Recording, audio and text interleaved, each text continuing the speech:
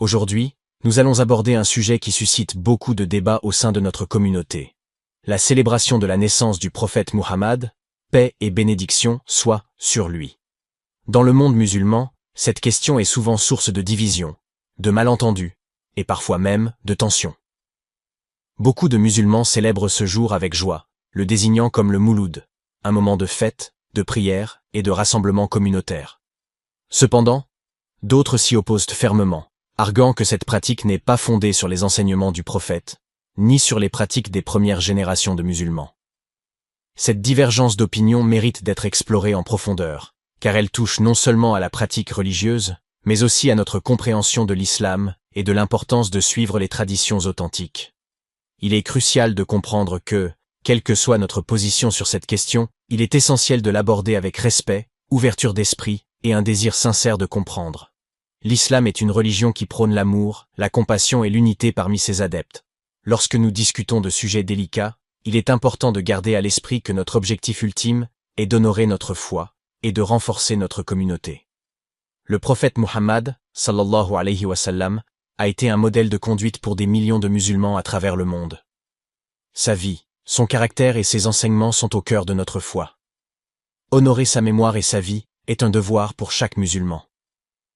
Mais comment le faisons-nous? Est-ce uniquement à travers des célébrations spécifiques, ou y a-t-il d'autres manières de montrer notre respect et notre amour pour lui? Dans cette vidéo, nous allons explorer les raisons pour lesquelles certaines personnes choisissent de ne pas célébrer le Mouloud. Nous examinerons les fondements religieux, les traditions et les implications de ces choix.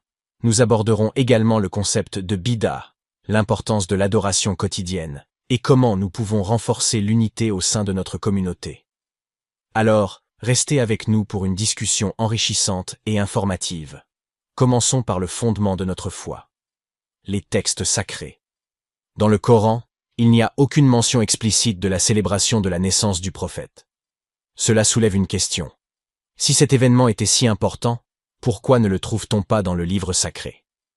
Le Coran, qui est notre guide ultime, ne nous dit pas de célébrer cet événement.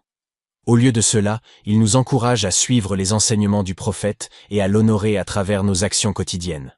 Par exemple, dans la sourate Al-Anfal 8:20, Allah nous dit de répondre aux appels du prophète, ce qui implique de respecter et de suivre ses directives. En ce qui concerne les hadiths, bien qu'il y ait des récits sur la vie du prophète, il n'existe pas de hadith authentique qui rapporte qu'il a lui-même célébré son anniversaire. Cela nous amène à réfléchir à la manière dont nous interprétons et pratiquons notre foi. Si nous nous en tenons aux preuves textuelles, nous devons nous interroger sur la légitimité des pratiques qui ne reposent pas sur des fondements clairs. Jetons un œil à la vie des compagnons du prophète, les Sahaba. Ces hommes et femmes ont vécu aux côtés du prophète, ont reçu ses enseignements directement et ont vu de leurs propres yeux les miracles qu'il a accomplis. Ils sont souvent considérés comme les meilleurs exemples de ce que signifie être un musulman. Il est intéressant de noter qu'aucun d'eux n'a célébré la naissance du prophète. Au lieu de cela, leur dévotion se manifestait à travers leur engagement à appliquer ses enseignements et à propager l'islam. Ils ont pris le chemin de l'adoration, de la prière et du service à la communauté. Ils se concentraient sur des actes qui renforçaient leur foi et leur relation avec Allah. Cela soulève une question importante. Si les compagnons, qui étaient les plus proches du prophète, n'ont pas célébré cet événement, est-ce que nous devrions le faire? Leur exemple nous montre que l'essence de notre foi réside dans l'application des enseignements du prophète, plutôt que dans des célébrations spécifiques. Beaucoup de savants affirment que célébrer la naissance du prophète peut être vu comme une bid'a, car cela n'était pas pratiqué par les premières générations de musulmans. En tant que musulmans, nous devons être prudents avec les innovations, car elles peuvent nous éloigner de la pureté de notre foi. D'ailleurs, voici la date exacte à laquelle ils ont commencé à faire bid'a.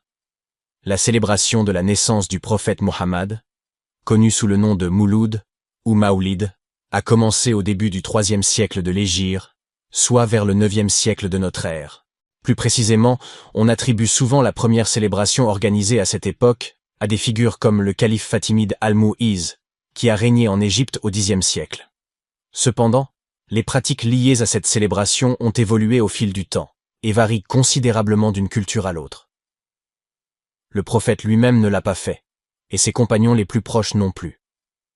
Même les savants les plus reconnus ne l'ont pas célébré.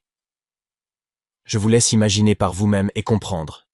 Un autre point à considérer est l'impact de la célébration sur l'unité de la communauté. Dans un monde où les musulmans sont déjà divisés par différentes interprétations de la foi, la célébration de la naissance du prophète peut créer des tensions. Il est crucial de maintenir l'harmonie au sein de la communauté. En évitant de célébrer des événements qui peuvent être source de division, nous pouvons nous concentrer sur ce qui nous unit, notre foi en Allah et notre amour pour le prophète. Cela nous permet de travailler ensemble pour des objectifs communs, tels que la charité, l'éducation et le renforcement de notre communauté. Il est essentiel d'aborder ce sujet avec respect et compréhension. Chaque personne a ses propres convictions, et le dialogue est la clé pour favoriser l'harmonie dans notre communauté. Que nous choisissions ou non de célébrer la naissance du prophète, l'important est de vivre selon ses enseignements et de propager le message de l'islam avec amour et compassion. Merci d'avoir regardé cette vidéo. N'hésitez pas à partager vos pensées dans les commentaires et à vous abonner pour plus de contenu. À bientôt. Ô Allah, créateur de l'univers, je te demande de me protéger des innovations, guide-moi vers la vérité et la droiture. Aide-moi à suivre la sunna de notre prophète Muhammad, et accorde-moi la sagesse de rester fidèle à ta voie. Éloigne de moi toute pratique qui ne t'honore pas. Renforce ma foi et mon engagement envers toi. Fais de moi un exemple de droiture, et permets-moi de transmettre la vérité aux autres. Ô Allah, accorde-moi la compréhension, et protège mon cœur des déviations. Amène-moi vers l'unité et la paix, dans cette vie et dans l'au-delà. Amin.